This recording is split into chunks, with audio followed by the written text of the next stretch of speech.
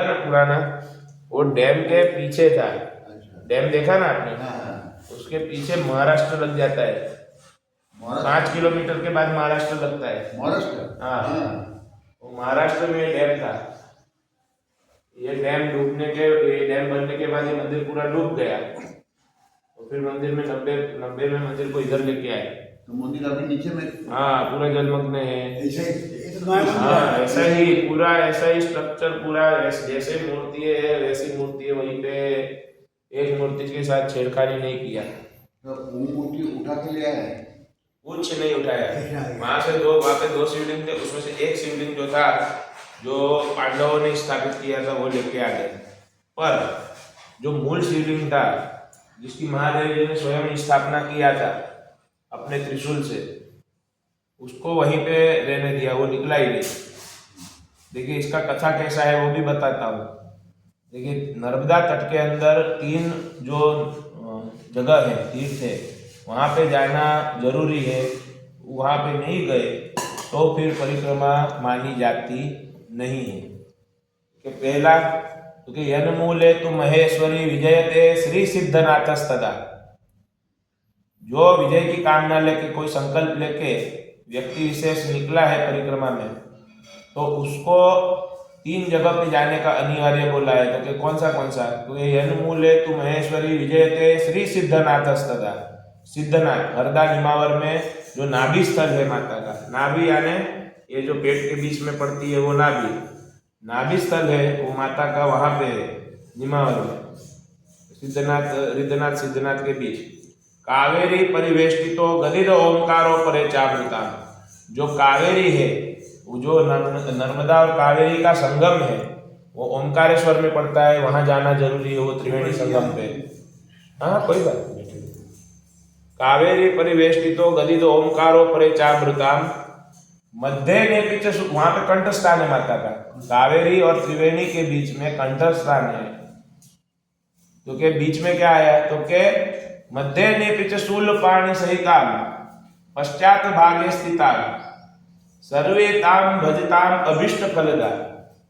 यानी कि जो मध्य में जो है, मध्य ने पीछे शूल पाणी सहिता, जो शूल पाणी है वहां पे भी त्रिवेणी संगम पड़ता था।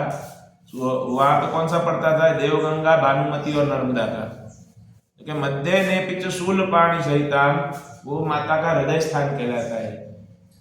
ये जो आप जंगल देख रहे हो, उसके अंदर एक त्रिवेणी संगम है, वहां पे वो माता का हृदय स्थान कहलाता है। मध्य ने पीछे शूल पाणी सहिताम पश्चात भागे स्थिताम सर्वे ताम भजताम, जो सारी जगह पे भजी जाती है।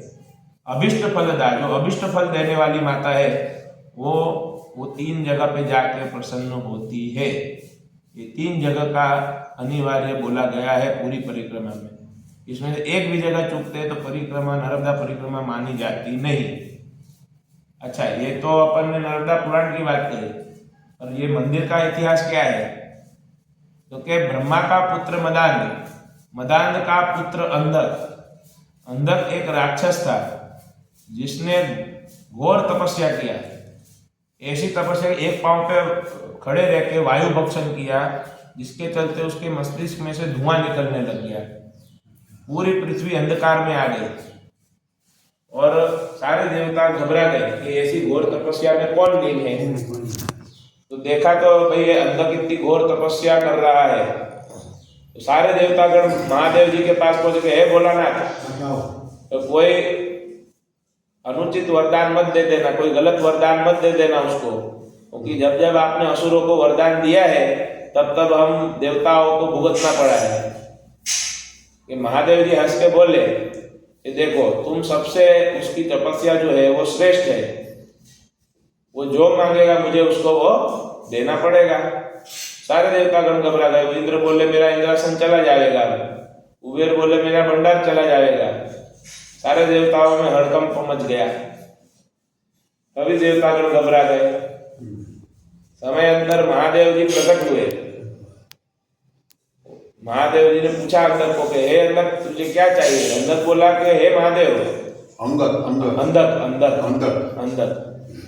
बोला हे महादेव क्या दे सकते हो? अंदर बोला महादेव, हे महादेव, क्योंकि अंदर को ऐसे असुर था, उसने महादेव जी का ही परीक्षा ले लिया। हे महादेव क्या दे सकते हो? अब भोलानाथ तो भोलानाथ है। भोलेनाथ ने बोला कि जा तेरे को 3 लोक में से 2 लोक तुझे दे दिया।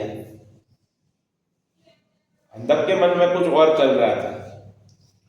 अंधक के मन में ये था कि भाई ये जीवन और मरण के चक्र से मुझे छूट जाना है, बार बार जन्म लेना, बार बार मरना, इससे मुझे छूट जाना है, कुछ ऐसा उपाय होना चाहिए। तो कि मोक्ष, एकमात्र मार्ग जो है वो है मोक्ष।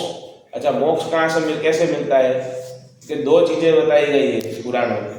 या तो जन्मों जन्मों तक तपस्या करते रहो, या तो देवताओं के द्वारा, भगवान के द्वारा मृत्यु मिल जाए, देवताओं के हाथों से मृत्यु मिल जाए तो मोक्ष मिल जाए। क्योंकि सरल उपाय कौन सा है? लेकिन ये मंदिर नया मंदिर है। हाँ, ये मंदिर है। पुराना है वो वाला। हाँ, वो फोटो है वो। कहानी का बोलेंगे কথাটা तो महादेव उस अंधक के मन में ये था कि भाई सरल उपाय कौन सा है कि जन्मों जन्मों तक तो मैं तपस्या कर नहीं सकता, बरोबर। उसमें पता नहीं दूसरे जन्म में कोई और विषय निकल जाए तो तपस्या छूट जाएगी। तो क्या उपाय है? तो कि भगवान के हाथों मृत्यु मिल जाए तो मेरे को मोक्ष मिलेगा। कि हे महादेव, मुझे आपके हाथों से मोक्ष चाहिए, मुझे आपके हाथों से मृत्यु दो। जो महादेव जी ने बोला कि ये संभव ही नहीं है, ये हो ही नहीं सकता। तूने मेरी घोर तपस्या की है, तू मेरा परम भक्त कहलाया है, मैं तुझे मार कैसे सकता हूँ? कि नहीं, मुझे अगर आपको मुझे वरदान देना है तो मुझे मृत्यु का वरदान दो। ये महादेव जी ने बोला कि भाई आशीर्वाद की जगह पे तो श्राप क्यों मांगता है? नहीं, मुझे आपके हाथों से मोक्ष चाहिए, गति चाहिए, सदगति मिल जाए आपके हाथों से। महादेव जी ने बोला, महादेव जी के मन में भी विचार आया, ये ब्रह्मा का पर पौत्र कहलाता है, ब्रह्मा जी का पर पौत्र कहलाता है, जिसके चलते महादेव जी अगर उसको मारेंगे तो महादेव जी को भी ब्रह्म हत्या का पाप लगेगा। महादेव जी को भी ब्रह्म हत्या का पाप लगेगा, और उसने तो कोई ऐसा पाप किया ही नहीं है, उसने तो घोर तपस्या की है, उसका पाप है ही नहीं, तो उसको मार कैसे सकते हैं? महादेव जी ने बोला कि भाई तू कुछ और मांग ले, तू सृष्टि का राज मांग, संसार भोग है, तुझे जो चाहिए मैं वो उपलब्ध कराता हूँ। कि नहीं, मुझे आपके हाथों से मृत्यु ही चाहिए। महादेव जी वहां से चले गए कि भाई ये तो मैं तुझे नहीं दे सकता। अब अंधक को आया गुस्सा कि इतना घोर तपस्या करने के बाद में भी हाथ में कुछ नहीं आया। तो अंधक बोला कि अब मैं पूरी ब्रह्मांड में हाहाकार मचा दूंगा। जैसे ही उसने ब्रह्मांड में हाहाकार मचाया, आखिरकार महादेव जी को प्रकट होके उनको अपने त्रिशूल से भेदन करना पड़ा। शूल भेदन कहते हैं, त्रिशूल भेदन करना पड़ा और उसको मृत्यु के घाट उतारना पड़ा। इसके पीछे भी एक गूढ़ रहस्य है। ब्रह्मांड में उसने जैसे ही हाहाकार मचाया, उसका पाप हुआ। अच्छा, अब जैसे ही उसका पाप हुआ, ऐसे ही महादेव जी ने उसको मृत्यु के घाट उतार दिया। पर उसकी तपस्या तो बोल रही थी, उसकी तपस्या तो बोल रही थी, तो उस तपस्या का वरदान तो देना बाकी है। तो महादेव जी ने उसको वरदान दिया कि तू मेरा सबसे श्रेष्ठ गण बन के मेरे साथ विराजमान होगा, और कोई भी मेरे दर्शन करने के लिए आएगा, सबसे पहले दर्शन तेरे करेगा, और जिस किसी को भी मेरे तक बात पहुंचानी होगी वो सबसे पहले तुझे बोलेगा, उसके बाद ही मेरे तक बात आएगी, तब तक मेरे तरफ बात आएगी नहीं। महादेव जी ने उसको अपना श्रेष्ठ गण नंदी गण का उपाधि दिया। नंदी, नंदी महाराज। हाँ, हाँ, जो नंदी का उपाधि दिया। আগে নন্দীর দর্শন হবে, তারপরে মহাদেবের দর্শন হবে। ये नंदी का उपाधि दे दिया। যেরকম গরুরের দর্শন পরে নারায়ণের দর্শন। हाँ, बोलना पड़ेगा ना। हाँ, अच्छा, ये 3 वरदान उसको मिले थे। उसके बाद लेकिन उसका कान में तो हम लोग मांगता है कि हमको हाँ एक पूर्ण तो करो। इनके तक पहुंचेगा ना। अच्छा, हाँ, तो पर फिर भी समस्या वही थी कि त्रिशूल मारने के बाद में जो रक्त के दाग जो थे वो रह गए। त्रिशूल पे जो उसके अंदर के रक्त के जो दाग थे वो रह गए। अच्छा। वो कई उन्होंने त्रिवेणी संगम पे तीर्थों पे जाके उसको धोने का प्रयत्न किया, वो रक्त के दाग निकले नहीं। ये प्रत्यक्ष प्रमाण बन गया कि महादेव जी को ब्रह्म हत्या का पाप लग गया। महादेव जी को भी श्राप लग गया कि भाई ये तुमने ब्रह्म हत्या की है तो तुमको ये श्राप मिल गया। महादेव जी कई वर्षों तक भटकते रहे कि मैं सबसे परम पवित्र मैं कहलाता हूँ, सबसे श्रेष्ठ देवों में देव महादेव मैं कहलाता हूँ, और मुझे ही ये रक्त के दाग जो है वो छूट नहीं रहे मेरे। महादेव जी को कष्ट हुआ। आखिरकार ब्रह्मा जी ने आकाशवाणी की कि हे महादेव, भृगुतुंग पर्वत पे जाके शूल भेदन करने से आपको ब्रह्म हत्या के पाप से मुक्ति मिलेगा, मोक्ष मिलेगा। महादेव जी वहां पे चैत्रवद अमास को पहुंचे और शूल भेदन किया।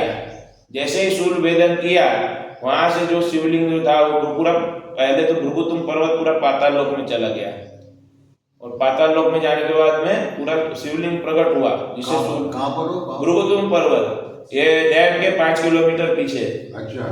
वो भृगुतुंग पर्वत पे शूल भेदन किया और शूल भेदन करने के बाद में वहां पे से जो शिवलिंग प्रकट हुआ, भृगुतुंग पर्वत पाताल लोक में चला गया और जो शिवलिंग प्रकट हुआ उसे शूलपाणेश्वर के नाम से विराजमान शूलपाणेश्वर। हिस्ट्री।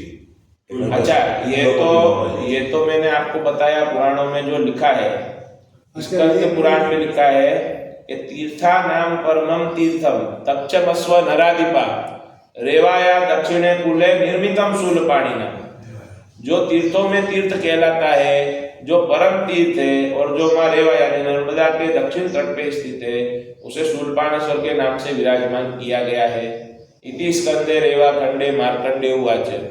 स्कंद पुराण के रेवा खंड में 48वां अध्याय है, उसमें मार्कंडे जी ऋषि ऐसा बताते हैं। मार्कंड ऋषि अब मतलब आप समझ लो जो मार्कंडे जी ऋषि ने भी वो मंदिर के दर्शन किए थे, इसका अर्थ तो यही हुआ, बरोबर। अच्छा, ये तो आपको मैंने पुराणों का बताया। इसका स्कंद पुराण, वायु पुराण, अग्नि पुराण में भी बहुत बड़ा लेख है। अच्छा, ये 90 के दशक में अपन मंदिर इधर लाए तो वो शिवलिंग निकालने का भी सरकार ने बहुत प्रयत्न किया। सरकार तो राजा है उस समय के, जो ये इसके सामने नहीं बोल सकता ये वीडियो के सामने क्योंकि वो क्या राजकीय बात है, राष्ट्रीय बात है। वो मैं आप बंद करो तो मैं बताऊं। अच्छा ठीक है। राष्ट्रीय बात।